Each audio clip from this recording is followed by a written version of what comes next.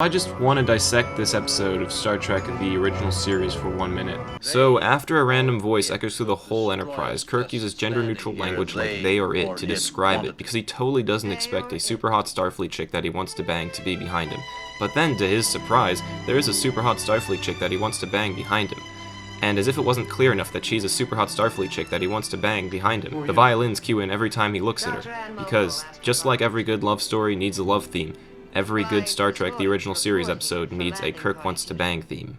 By the way, that's Diana Muldaur, who also plays Dr. Pulaski in The Next Generation.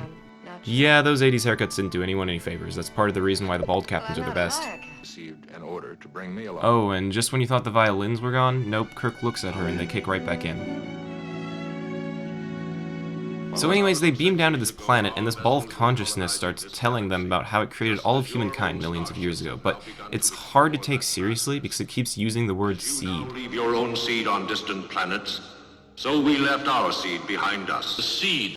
We faced a similar crisis in our early nuclear age. We found the wisdom not to destroy ourselves. Actually, this is one of those moments that represents what I've always admired about Star Trek. It provides a hopeful view of the future that's especially relevant to the state of the world. This episode was released in the midst of the Cold War in the 1960s, a period of time in which there were worldwide political tensions because nuclear war could break out at any given moment. So to have Kirk say that we eventually would unite as a human race and overcome that was a positive political statement. In the same way that having Chekhov, a Russian, on the bridge was a positive political statement for an American TV show of that era. But right after that beautiful moment of utopian futurism, we jump right back into the sci-fi cheesiness when, this happens to Kirk. I could swear that Spock gives the camera an "are you seeing this shit" kind of look, because how could you not when William Shatner whips out those acting chops? So the voice that kept saying seed is named Sargon, and it takes over Captain Kirk's body. Your captain has an excellent body, Dr. McCoy. I compliment you both on the condition in which you maintained it. Is Kirk like a stud by 1960s standards? Why is Sargon acting like Kirk is peak male performance? So Sargon introduces these other balls of consciousness, most of which are dead, probably because they were thrown by Jar Jar Binks in The Phantom Menace. We knew the seed that we had planted. So Sargon stops possessing Kirk's body. I was floating in time and space. He doesn't appear to be harmed, physically anyway. Oh, but mentally, yeah, he lost a huge chunk of brain cells. So now Kirk is saying that he actually enjoyed being possessed by Sargon and that he wants to let Sargon take control of his body again for some reason. This makes McCoy so angry that he says butthole. Your body and then corks you into a bottle and you bottle. Going to what? Are they all right in the head, Doctor? No comment. No comment. I swear McCoy's like the sassiest guy in 1960s sci-fi. You won't be working with them, you'll be working with us, our bodies. They'll be inside us and... I know I'm not the only one who can interpret this episode in a sexual way, but what I do think is cool is that it pulls a sort of bait and switch on us by making us think Kirk is going to spend his time trying to get inside her, when instead, Sargon is trying to get inside him. And Kirk likes it. It all seems rather indecent to me. McCoy is the one who's always expected to maintain his composure during the many crazy ethical dilemmas the Enterprise encounters. At this point in the 5-year mission, McCoy has definitely learned how to deal with the sheer ineptitude and raw unprofessionalism of his crewmates. I'm not so certain of that, Doctor. It is scientifically fascinating. And yet, McCoy always looks taken aback by the next ridiculous thing they say. I'm willing to host the Lace's mind. I'm a scientist. The opportunity is an extraordinary one for experimentation.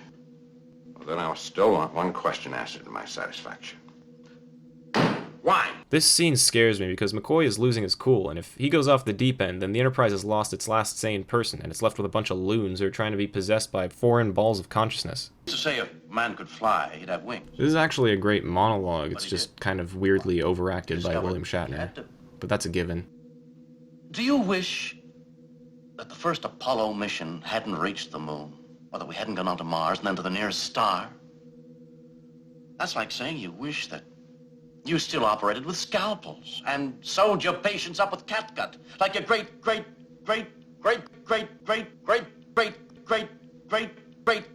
What's your great-grandfather used to.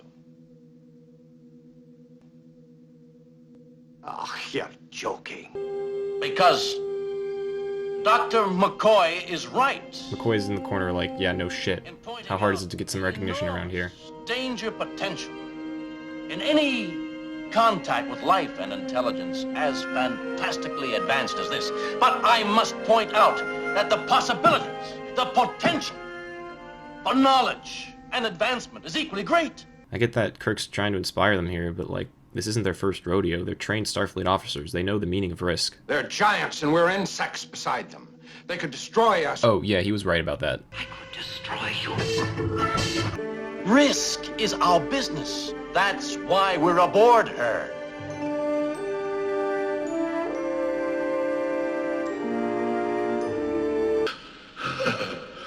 Oh, you are a lovely female. So the consciousness of one of Sargon's friends is placed inside Spock, and as soon as he wakes up, he starts acting like a predator. So why the Enterprise crew doesn't nix this whole operation at this point already is beyond me.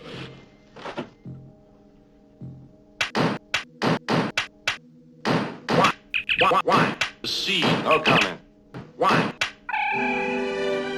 So the violins are back, but this time it's ambiguous as to whether it's Kirk wants to bang music, or alien consciousness possessing Kirk wants to bang music.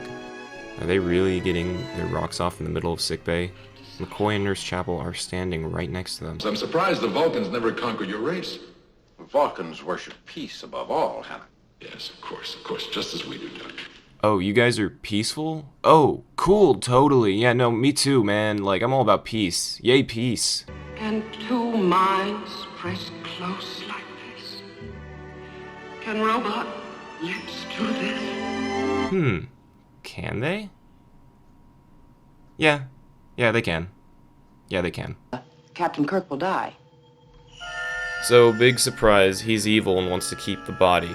But the reason they have Nurse Chapel in this scene and not McCoy is because McCoy is actually mentally present and doesn't live in some idealistic utopian La La Land. He would have called security on Spock's ass the moment he tried to pull this shit. It is kind of unnerving to see Spock make that face. Ugh, ew, why is he so slimy?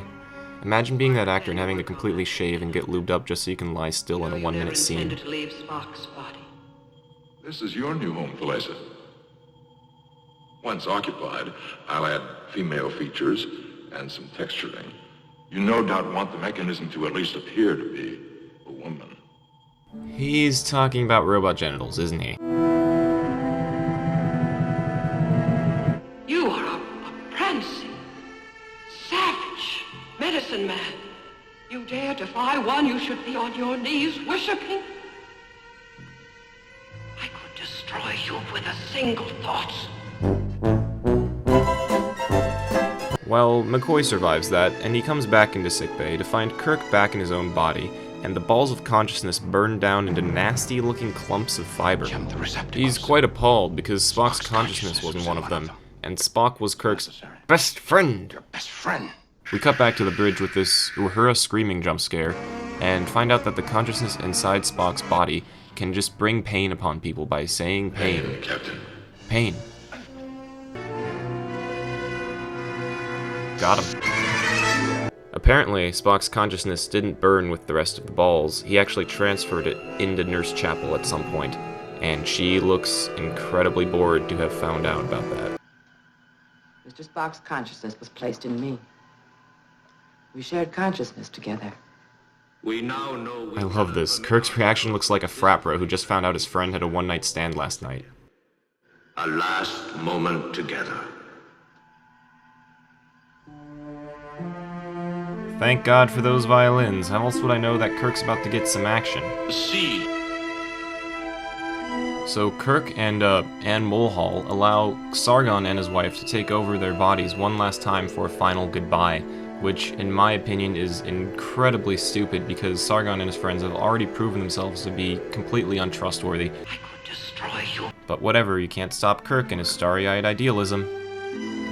Oh, and it allowed him to pull this, oops, didn't mean to kiss you, I didn't know that was gonna happen, once Sargon and his wife left their bodies and they were still kissing.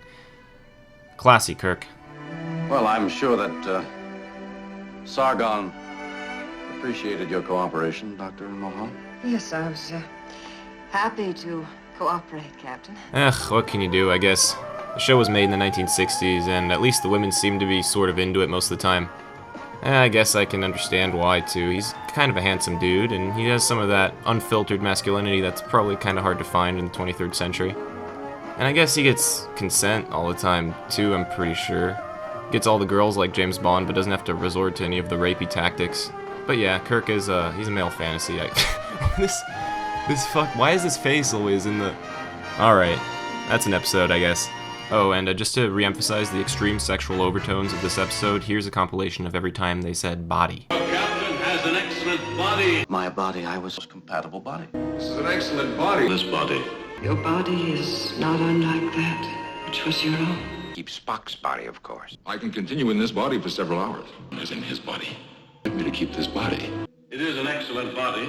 A host body will become accustomed to temptations within a living body are too great. Back in my own body. This body pleases me. Another body. Your bodies again.